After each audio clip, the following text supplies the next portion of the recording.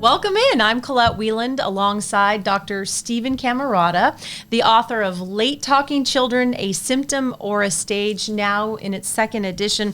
And this book is really chock full of great information for parents. So we're going to hopefully answer a lot of questions and talk about some of the big issues in this book. Today, we want to talk about what we know about late talking children, right? I mean, sort of your area of expertise. One could say that, yes. In chapter 2 specifically in this book, you talk about whether late talking children can catch up with their peers. I'm sure that's a big question a lot of parents have. So how and when does that happen? Yeah, so over half of the children will catch up. And that's where late talking is a stage. It's simply a passing developmental phase. Now, it's certainly true that even children who catch up have different learning styles than their children often. So, for example, they tend to be better in math and science and music and things like that. They tend to be less skilled in social studies and humanities in some ways. Those are broad brushes. There's exceptions to all that. But they do have a different learning style. Why is that? Sorry? Why is that? Well, we don't know. A theory that I find really plausible is that the neural development that actually causes the late talking is a quantitative, qualitative difference really in brain architecture. So, for example, we still have Einstein's brain. And when you study Einstein's brain, what you find is that the verbal centers are smaller and not as well developed as the thinking analytical areas. So you have this asymmetry in brain development rather to other brains. And we think that that's probably what's happening with late talkers. Not that all late talkers are going to be Einsteins, but that difference in the verbal centers versus the visual, spatial, analytical centers being developed is probably what accounts for the difference in late talking. Okay, why aren't there any significant long-term problems in most late talking children? Because I'm sure when you're first getting that diagnosis or you're first becoming aware that your child's a late talker, you're thinking like, oh my gosh, how is this going to impact the rest of their life? Yeah, so again, if you think about brain development as being not necessarily the whole brain developing at the same speed, you think of it as certain areas developing and the kind of the effort, if you will, the neuroplasticity is centered on, say, the verbal region, then that means the other regions might not be developing as quickly. So, for example, as a late talker myself, one of the things I've noticed is that early on, for example, I learned to read by using sight reading. And so my visual spatial centers were in advance of my listening centers in my brain. For most children, it's the other way. So, for example, when I'm working with typical preschoolers and oftentimes they're not really very good in math to start off with, and the late talkers might be really good at it, or even hearing like musical sequences. Many typical children won't be as good at that as late talkers. So their verbal centers are not being developed as fast as these other centers. For most children, it's the opposite, but these kind of trade-offs are very common. And so it's really a normal, natural, developmental kind of process. It's just the late talkers are doing it in the opposite of other children. And that's why it's not really a clinical condition. It's just a different developmental path. For the ones, it's a stage. So are neurologists and other physicians working to find out if there is something going on inside? Yeah, so actually we are starting a new project, a new 5-year project, and I'm collaborating with one of the world's great neuroscientists, and we're going to have a bunch of toddlers, and we're going to follow them for 5 years and find out exactly what's happening in terms of these asynchronies. So there's a lot of hints in the literature, but it really is going to take us following late talkers and then differentiating the ones where it's a stage where they catch up versus the one where it's more persistent. But I think we're going to have a good answer for that in the next 5 years. You think that the research will all be done and you'll have the... that project will be done and it'll give us some really important insights. Brain is really complicated. And so we won't have the answer, but we'll have some better knowledge. And as I mentioned earlier, this theory about trade-offs is a theory. I have a feeling that actually now is going to have some hard data to support it on the back end of this study that we're just starting. Why has it taken so long to get these studies off the ground and going? Well, that's a great question, and I'm speculating. A very insightful question. Basically, our science and our clinical translational medical science is really geared towards supporting people with illness or challenges or what we call morbidities, and so these children that have a transient phase that there's really nothing particularly wrong with them, they're just developmentally different, our discovery enterprise isn't necessarily focused in at much detail on it. So, for example, if you look at something like autism or intellectual disability, where late talking is one of the symptoms for those, we have a ton of studies on that because those are things that require long-term support. In our system in America, getting qualified and eligible for services provides special education, it provides medical services. So our whole discovery enterprise is organized around clinical conditions. And because at least half of these kids aren't clinical, we just haven't focused as much attention on it because from a medical standpoint, they're going to be fine anyway. So, it's not considered a high impact, high priority enterprise. I was going to ask, they're going to be fine. So most late talking children that are in their teens, early adulthood, do they go on to match their peers? Yeah, so actually they on average, they are better than their peers in STEM and engineering, in some cases music. In terms of, for example, literature, humanities, and so on, they tend actually to maintain a little bit of a weakness. There's a really, really good longitudinal study conducted by Leslie Wiscorla at Bryn Mawr, and she followed late talking children she didn't do neuroimaging, she did behavioral and educational testing from the time they were toddlers into their teen years.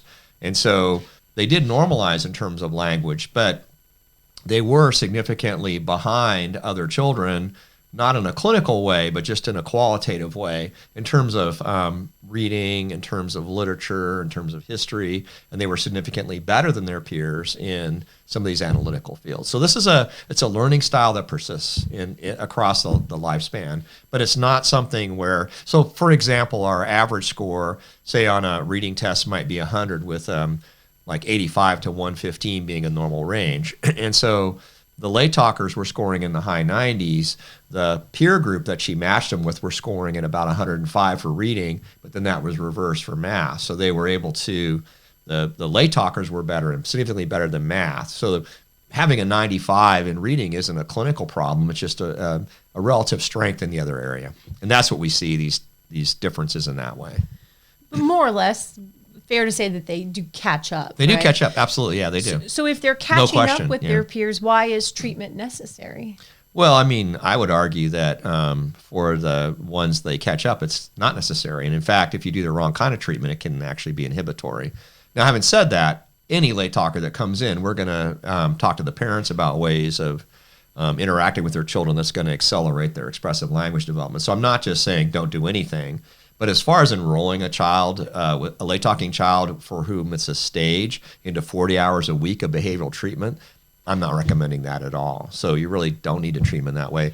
Whereas somebody with more challenging things, we might be putting them in special education early on, and it's going to be a lifelong journey for that family. And the child really is certainly going to make progress, but in terms of catching up with other children, that's probably unlikely. I know you're talking about studying and following children 5 years beyond their initial start of yes, right. That's really important. Yeah. So has that been done before, or are we just kind of missing, or there's kids slipping through the cracks, if you will, that outgrow late talking because we don't follow their progress? Yeah, I mean, that's a good way of phrasing it. So let's say you start off with an 18-month-old who's late talking, and at that time, the clinician may not even be sure whether it's autism or intellectual disability or just, non-clinical late talking where it's a stage. And so you go back in a year, the children who catch up within a year, they're not engaged in services anymore. So they're no longer being followed. That's why the Wiscorla study, longitudinal study, is good, because even though those kids caught up, she kept seeing them and testing them. And so that's why we have a good picture. But it's a relatively small sample. And again, we didn't have neuroimaging, brain imaging on those kids, so we don't really know what happened in terms of their brain development. But we do know what happened in terms of their language development, and they did catch up. We've been talking a little bit about how some of these late talking children might have intellectual disabilities that impact their ability to talk. But what about, let's call them intellectual advantages, or these genius children? Right. Can you touch about that and how that relates to late talking children? Sure, yeah. So children that are really advanced. We do have some in the children that we've seen. They're really spending a lot of their time and a lot of their thinking on things like math, like music, like engineering, and so they're just not spending as much time on the verbal side of it. So it's a trade-off, both in terms of their interests and in terms of, like I said, probably their brain architecture.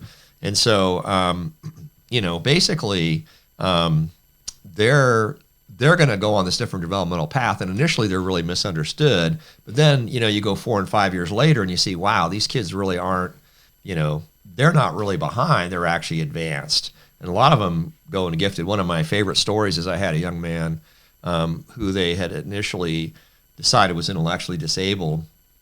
We tested him, and he actually was gifted.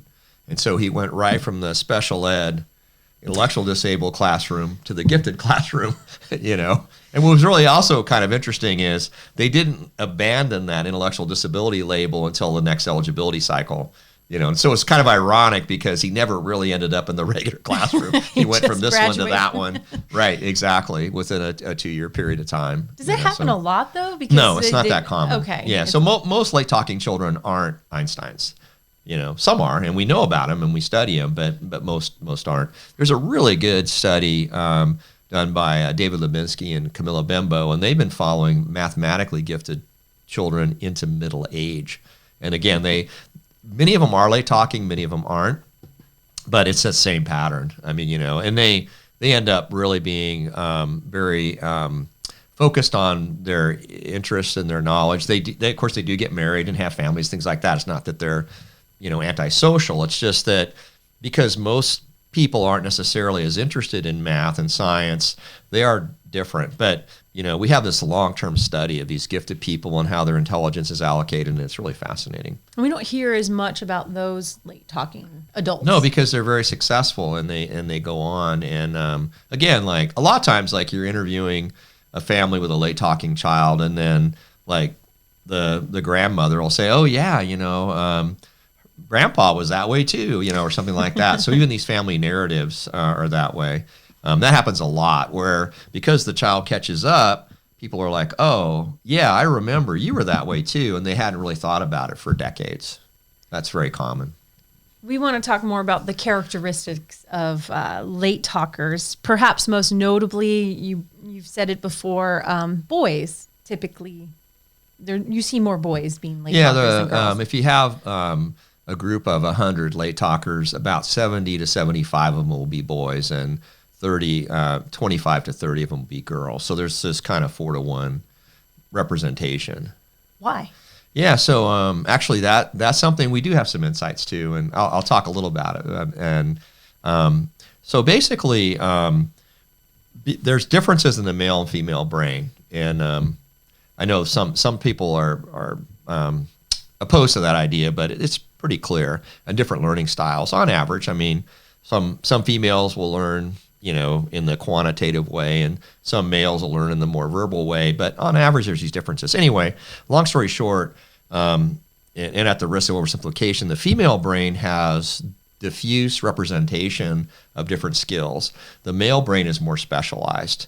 And so, for example, heaven forbid, if I had a stroke and my wife Mary had a stroke in exactly the same place, she'd have a better outcome because her language abilities are more diffuse across her brain, and mine are more localized in one region. And so that creates an advantage and a disadvantage. So the male brain is more specialized. So if you look at, for example, outliers in certain things, there's more representation. But in disabilities, there's also more representation because having that specialized brain is more vulnerable to injury and other kinds of developmental differences. And this is not because of the way you were raised or how you were taught to use your brain. We're talking anatomically a man's so one brain. of the really fun things, and I wrote an article about this back in 2006. It appeared in the journal Intelligence, and we talked about these male-female differences. And one of the things I found in doing the research for that article is that it turns out that male and female rats run mazes differently using different cues. And so they take the little baby rats and they give them hormones to make them into male and female. And so the boy rats would run mazes like girls, and the girl rats would run mazes like boys if you put them on hormones. So it's pretty basic, developmental brain science in these differences. My other favorite story, and we may or may not include it, but after I published that article, about 5 years later, I got a correspondence from a colleague, somebody I didn't know before, but at that time, there was really this controversy about whether male and female brains were different. And she basically indicated, and I'm paraphrasing, that she hated my research so much that she set out to refute it. And damn it, you were right. And I love that, and it is. It's really clear there's some differences. And there's actually female advantages in many ways. So this isn't just that males are better. There's actually a different distribution of intelligence that's allocated. And the males and females' intelligence is actually equal on average in the population, but they get to it in different ways. And the late talkers are more extreme in that area. One of the other areas that you talk about them being, let's say, more extreme or also late on is toilet training, right? Yeah. So basically, late talking children are often late in toilet training, very commonly. There's a couple different reasons for this. One is that late talkers on average are more self-centered, and they're also more focused. So if they're doing an activity, breaking off to go to the bathroom is not going to be as high a priority as for other children. On the other hand, we've really seen this much more in focus lately because of preschool. Prior to universal preschool, a lot of kids didn't go to school until kindergarten, and so the fact that they weren't potty trained until they were 4 wasn't a big deal. But now, because potty training is now kind of required by 3, we're really seeing it as a big issue because parents want their kids potty trained so they can be in preschool or daycare. And so anyway, long story short, you can actually accelerate potty training using behavioral techniques, but in general, if you wait till the kid's 4, they pretty much can do it on their own. It's like the late talkers will do it when they're ready. I promise everyone that their late talker won't be in diapers when they're 20. Right. Eventually they get it. They're going to get it, right? And it's like that way in so many things. If you want to accelerate it, it's hard. But if you let it come in its own time, it's not hard. But I think some concern is that, right, if your kid is a late talker who also isn't potty trained and they can't go to preschool, maybe they're concerned they're going to miss out on that socialization that happens. So is that detrimental to their health? Yeah, that's it's a really interesting question, and one that we don't know as much about as we think from a theoretical standpoint. So it turns out that when you talk about socialization in preschool, so preschool kids really, in terms of peer-to-peer interaction, are not really good peer models for each other. They tend to play separately. They tend to, we call it parallel play. And so really the socialization you think about in preschool is really getting the kids ready to be in school. And so to be honest with you, in terms of language development, having an older person, including an adult, interact with the child initially in those phases is actually beneficial. And the social part of it can come along later. Having said that, doing play groups and things like that is beneficial. And if the child has siblings, that obviously has a big impact socially and is kind of a natural, incidental kind of social development. But I would never put a kid in preschool who otherwise is doing well simply for social development. You can do that later. And again, like I said, other preschoolers really aren't that good in terms of being social to one another. In the book, you talked about there could even be consequences that are harmful to your child sending a late talker to school too soon, right? They can't speak up for themselves? Or? Well, there's a lot of different aspects to it. So basically, optimal education meets the child where they are developmentally. And so if you think about like a preschool environment, they're really kind of teaching the kid to be in kindergarten. And if the late talker's not ready for that, that could be detrimental. But then the other thing is that preschool and early elementary education is primarily verbal. So there's a lot of verbal instructions, there's a lot of compliance, and that's not really the optimal learning style for the late talker. So one of the things that can happen is if it doesn't meet their learning needs, they can become upset with school. The school can become something that they feel like they're a failure at and they're not good at, when in fact, later on, they might excel at it. And so you don't want to put them in school too soon and have it be a negative experience. That's really, really important. I've seen that happen far too often. We don't want to have the child be a loser in the academic arena before they're even 5 years old. Yeah. One of the things that you talked about a second ago that I wrote it down, birth order. Does that have any sort of impact on whether your child's a late talker? Do you see more late talkers being firstborn? Yeah, there's a lot of studies on birth order, and I mean basically the older kid gets more input from the parents, and it gets more diffuse. And so the older children tend to be higher achievers and so on and so forth. Obviously, there's a lot of younger children that are high achievers. The younger children. That's me, by the way. Yeah. You're an older child? No, I'm the youngest. Oh, you're youngest. Okay, you share that with Mary, right? So So I don't want to say that, younger children are, at a disadvantage or anything like that. It's just that they receive less input, which in some ways may be better. They could fly below the radar in some ways. But academically, the older children tend to get more input. And on average, as you go down the birth order, the younger children tend to have a higher probability of challenges. In the book, you characterize many late talkers as strong-willed. Yes, right? indeed. So, unlike me. I know a lot of toddlers are strong-willed, right? Whether they're late talking or not. Adults, they are. They call it the terrible twos for a reason, right? And there are certainly terrific twos. Right? I think they're terrific, but they certainly are very interested in following their own agenda. And so it's a typical thing where, if you think about a 2-year-old, they're becoming mobile. They know what they want. They haven't necessarily been socially conditioned. They can't necessarily talk that well yet, even typical ones. And so, and they don't have good emotional regulation. So all together, they tend to be non-compliant. They tend to be strong-willed. They tend to have meltdowns, all the kind of things you would see in older children with disabilities. And the difference in a typical child is they go through that phase as toddlers, but then as they get older, that doesn't persist to the same extent. But that's a challenge, right? Because you want an early diagnosis, but how do you differentiate between a stubborn child and a child who legitimately is just a late talker? Yeah, so that's really, again, a very insightful question. And the key here is that you have in your mind what's typical for a 2-year-old and whether this child is more extreme. So like one of the things we see is some late talkers are what we call oppositional defiant. And so they'll be doing a preferred activity, and then you say to them, hey, I want you to do that. So for example, let's say they're eating an ice cream cone, and you say to them, I want you to eat the ice cream cone. They'll throw it on the floor. I mean, now a typical 2-year-old won't do that. Right, exactly. And so you're looking for markers like that. So it's really important. It's not that you say, oh, the child has meltdowns. It's that, oh, the meltdowns are more intense. They're for reasons you don't typically see.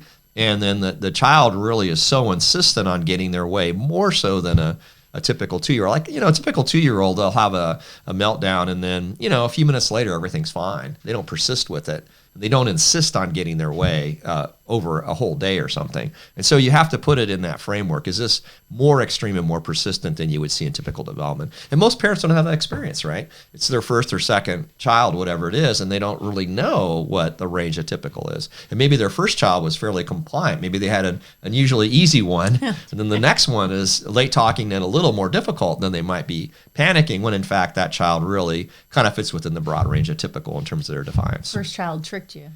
Sometimes, yeah, right. That's a little trick. Yeah, the first one's easy. So, okay, I'm gonna have another one, and then it's like, we were duped. Right, exactly. Yeah, exactly.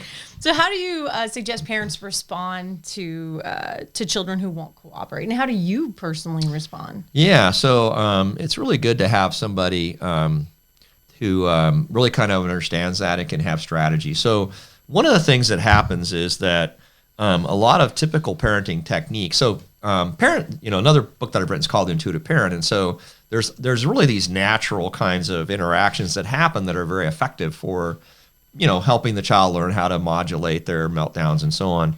But late talking children and then children with disabilities, they don't respond in the same way. Okay. And so basically, what you're going to do, for example, in a child who's oppositional defiant is you're going to give them shared control. So you're going to say, okay, I need you to put your shoes on. You can pick the shoes you wear. Or you're going to let them have their little victories while you're kind of nudging them along, towards getting them to do what you want. But if you just order them to do something, then they're just going to dig in and you can't get it done. Now, I'm not saying that you can just let them do what they want. I mean, they have to comply. Like, they have to be in a car seat, for example. Your fault, my fault, nobody's fault. You got to be in the car seat. And so these kind of things are what you use. But you also understand that talking to the child a lot, trying to explain to them why they should feel good about something you want them to do is not going to be effective. And in fact, it may make it worse.